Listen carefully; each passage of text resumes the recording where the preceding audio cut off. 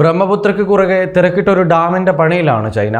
ബ്രഹ്മപുത്ര നദിയിൽ ടിബറ്റിൽ Yarlung Tsangpo എന്നറിയപ്പെടുന്ന ഭാഗത്താണ് ലോകത്തിലെ ഏറ്റവും വലിയ ജലവൈദ്യുത ഡാം ചൈന നിർമ്മിക്കുന്നത്. $167.8 ബില്യൺ, ഏകദേശം 14.4 ലക്ഷം കോടി രൂപ ചെലവിൽ നിർമ്മിക്കുന്ന ഈ ഡാം ഇന്ത്യൻ അതിർത്തിക്ക് സമീപമുള്ള ഹിമാലയൻ മേഖലയിലെ മെഡോ കൗണ്ടിയിലാണ് സ്ഥിതി ചെയ്യുന്നത്.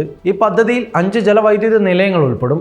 30 കോടിയിലധികം ആളുകളുടെ വാർഷിക വൈദ്യുത ആവശ്യങ്ങൾ നിറവേറ്റാൻ കഴിയുന്ന 300 ബില്യൺ കിലോവാട്ട് വൈദ്യുതി ഉൽപ്പാദിപ്പിക്കാനാണ് ചൈന ഇതിലൂടെ ലക്ഷ്യമിടുന്നത്. ടിബറ്റിൻ്റെ പ്രാദേശിക ആവശ്യങ്ങൾക്ക് പുറമെ പുറത്തേക്കുള്ള വൈദ്യുതി വിതരണത്തിനാണ് ഈ പദ്ധതി പ്രധാനമായും ഉദ്ദേശിക്കുന്നത്. 2024 ഡിസംബറിൽ അംഗീകാരം ലഭിച്ച ഈ പദ്ധതി ചൈനയുടെ 2030ഓടെയുള്ള കാർബൺ ന്യൂട്രാലിറ്റി ലക്ഷ്യത്തിൻ്റെ ഭാഗം കൂടെയാണ്. എന്നാൽ ഏറ്റവും വലിയ ആശങ്ക എന്നത് ബ്രഹ്മപുത്ര നദി അരുണാചൽ പ്രദേശിലൂടെ ഒഴുകി അസമിലും ബംഗ്ലാദേശിലും എത്തുന്നു. അതുകൊണ്ട് തന്നെ ഈ ഡാം ഇന്ത്യയുടെ ജലസുരക്ഷ, കൃഷി, പരിസ്ഥിതി, ദേശീയ സുരക്ഷ എന്നിവയെ ഗുരുതരമായി ബാധിക്കുമെന്ന് ഇന്ത്യയും ബംഗ്ലാദേശും ഒരുപോലെ ആശങ്കപ്പെടുന്നുണ്ട്. ഒരു ഭീമൻ മലയിടുക്കിൽ വലിയ വളവ് തിരിയുന്ന ഭാഗത്താണ് ഈ ഡാം ചൈന നിർമ്മിക്കുന്നത്. ഈ ഡാമിൻ്റെ വലുപ്പവും ശേഷിയുമൊക്കെ കൊണ്ട് തന്നെ ചൈനയ്ക്ക് ജലത്തിൻ്റെ ഒഴുക്ക് പൂർണ്ണമായി നിയന്ത്രിക്കാനും സംഘർഷ സമയങ്ങളിൽ വലിയ അളവിൽ വെള്ളം തുറന്നുവിടാനും പിടിച്ചു വെക്കാനുമൊക്കെ സാധിക്കും. ഇത് അരുണാചൽ പ്രദേശിലും അസമിലും പ്രത്യേകിച്ച് മൺസൂൺ കാലത്ത് വൻ വെള്ളപ്പൊക്കത്തിന് വരെ കാരണമാകാം.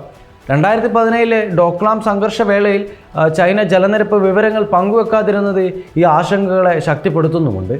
ഈ ഡാമിൻ്റെ നിർമ്മാണം ഹിമാലയൻ പരിസ്ഥിതി വ്യവസ്ഥയെ തകിടം മറിക്കുമെന്നും ഭൂകമ്പ സാധ്യതയുള്ള മേഖലയിൽ സ്ഥിതി ചെയ്യുന്നതിനാൽ അപകട സാധ്യത വർദ്ധിപ്പിക്കുമെന്നും വിദഗ്ധർ മുന്നറിയിപ്പ് നൽകുന്നുണ്ട്.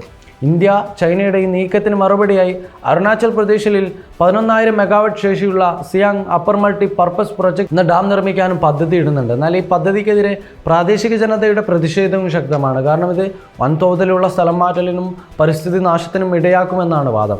ചൈനയിലെ പുതിയ ഡാം ബ്രഹ്മപുത്രയുടെ 50% വരെ ജലത്തിൻ്റെ നിയന്ത്രണം ചൈനയ്ക്ക് നൽകുമെന്നതിനാൽ ഇന്ത്യ ചൈന ബന്ധത്തിൽ വാട്ടർ വാർ എന്ന ആശങ്കയാണ് വർദ്ധിക്കുന്നത്. 2006 സ്ഥാപിതമായ എക്സ്പെർട്ട് ലെവൽ മെക്കാനിസം വഴി ഇന്ത്യയും ചൈനയും ജലവിവരങ്ങൾ പങ്കിടുന്നുണ്ടെങ്കിലും ഒരു ഔപചാരിക ജലവിതരണ ഉടമ്പടിയുടെ അഭാവം ഇന്ത്യയെ ഇപ്പോഴും ദുർബലമാക്കുന്നുണ്ട്. ചൈനയുടെ ഈ പദ്ധതി ഇന്ത്യ ചൈന അതിർത്തി തർക്കങ്ങൾ, പ്രത്യേകിച്ച് അരുണാചൽ പ്രദേശിൻ്റെ ഉടമസ്ഥതയെ ചൊല്ലിയുള്ള വിഷയങ്ങൾ കൂടുതൽ സങ്കീർണമാക്കിയേക്കാം.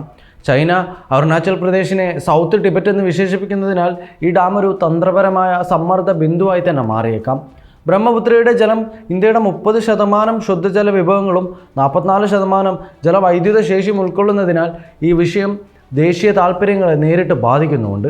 ചൈനയുടെ ഏകപക്ഷീയമായ തീരുമാനങ്ങൾ ഇന്ത്യയുടെ കൃഷി, മത്സ്യബന്ധനം, ജലസേചനം എന്നിവയും തകിടം മറിച്ചേക്കാം. Way2Nikah.com, the exclusive Muslim matrimonial site.